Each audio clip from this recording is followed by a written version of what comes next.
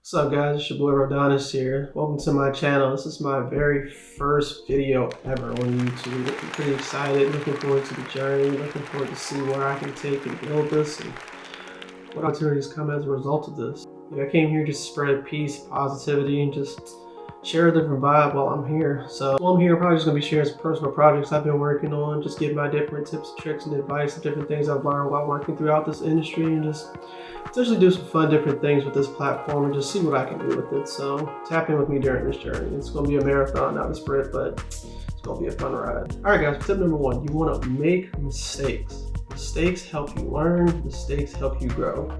No one is impervious to mistakes, I promise you. One great thing that I like to think about is Trevor Lawrence in his first playoff game this year when he's playing the Chargers.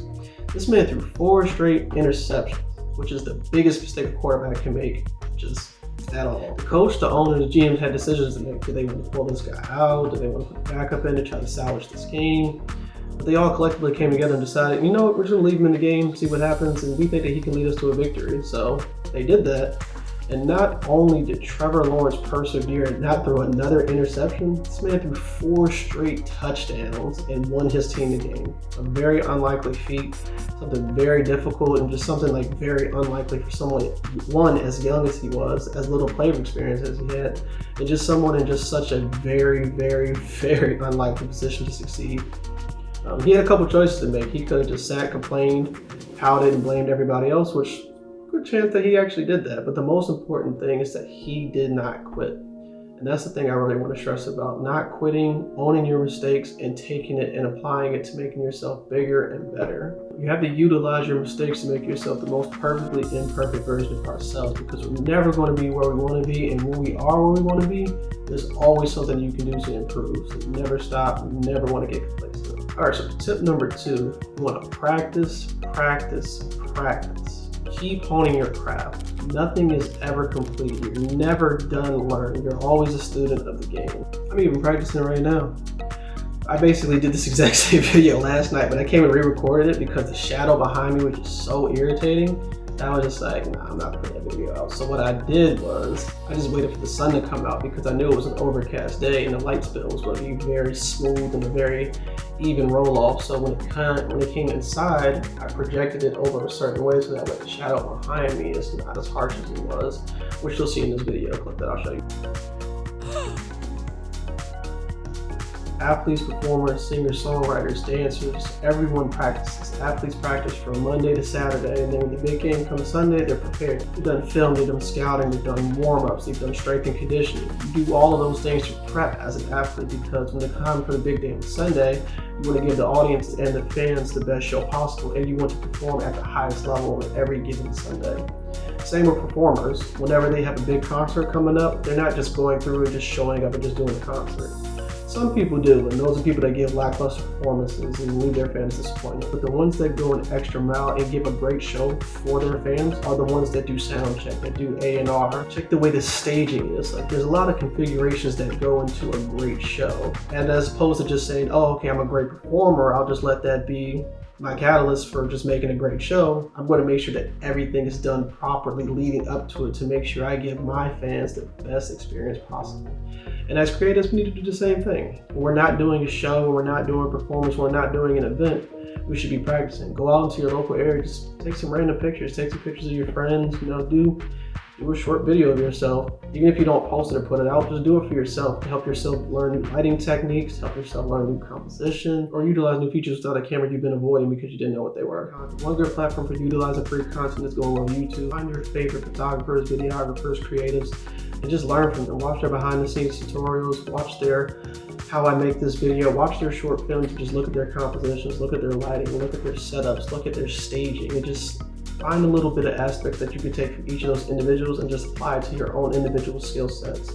The more that you leverage these platforms, the more that you'll become better. Another platform that I really enjoy is Masterclass. It's a quick online platform where you can learn stuff in as little as 10 minutes. You can see some of the industry experts and just see what they've done to make themselves as successful as they are. They'll go through the background of themselves. They'll go through the inputs of what they do to get them to what they need to get to. And they'll give different types of advice to just help you as a creative learn what you need to learn in order to get better. Tip number 3, you want to network inside of your network. I know that was some inception level BS that I just threw throw at you, but essentially what you want to do is use your current job to find more jobs. If you're working for X person, make sure you do everything you can to give that X person the best experience possible.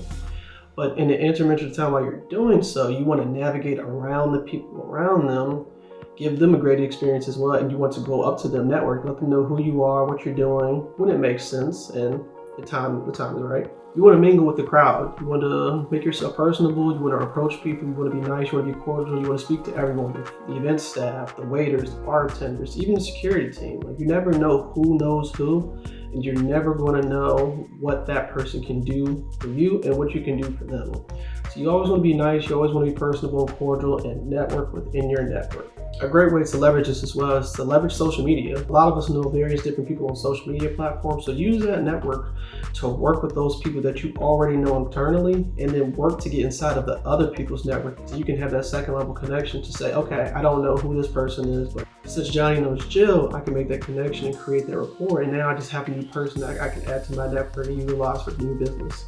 All right, so tip number 4 is free work. I know this is a very controversial topic, but when you're first starting off, you need to be doing free work. Like, you should not be charging someone the first day you get a camera because you have no idea absolutely what you're doing. What you need to do is put all your settings on auto, go to some random place and just start taking pictures. And then what you want to do is slowly take all of those settings out of auto and put each one into manual mode. You want to first start off with the white balance, move that from auto to manual, understand the different lighting composition, with the different light spills, what the different environments are telling you. Then you want to start working on your aperture, depth of field, how much blurriness do you want in the background, how much bokeh.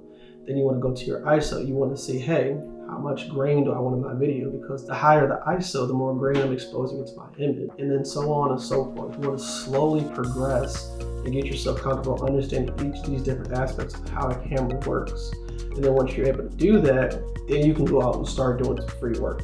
You do free work, you do collabs, anything that you can do to get yourself in front of the eyes of other people and show them what you can do and improve your skill set is what you need to be focusing on first.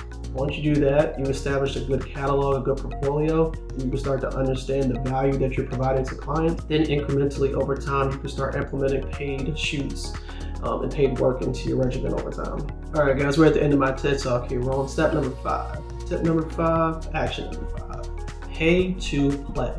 Get paid for your time when you deserve it. Going back to tip number 4, you want to make sure you're doing that free work before you start charging people. But once you get to step number 5, you can start paying to play. You can start building that value. You'll have a resume. You'll have a portfolio to show people. You'll have experiences. And you have put in close to those 10,000 hours in, and you'll start to understand more of what lighting is, what composition is, what do I need to capture at an event, what is necessary, what's not necessary, what can I do, what can I do. All of those inputs are necessary to understand of how to build a pricing structure and how you're going to present that to your clients. The better you are able to articulate the value that you provide, the better off you'll be in securing more bookings in the future. Then you want to start modest with your prices and work your way up. As your experience grows, as your equipment grows, and as your techniques develop over time, that's when you can start to develop more of a pricing structure where you can incrementally increase your prices over time.